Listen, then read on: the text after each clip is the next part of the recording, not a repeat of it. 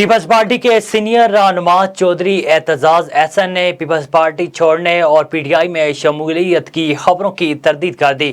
Media سے گفتگو کے دوران پی پی سینئر رہنما نے کہا کہ پیپلز پارٹی میں ہوں، عمران خان میرے دوست ہیں، 50 سال سے عمران خان اور میرے گھر کی دیواریں سانجی ہیں۔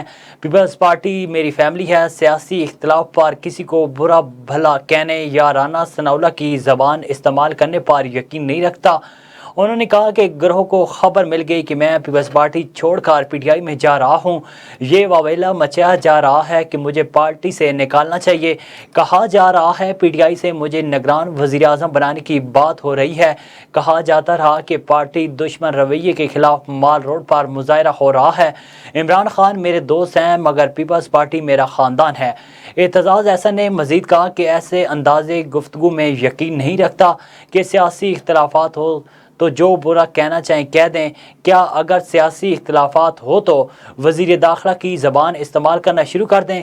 جب وکلاء کی تحریک چلا رہا تھا تب بھی کہا جاتا تھا کہ یا پیپلز پارٹی چھوڑ دیں۔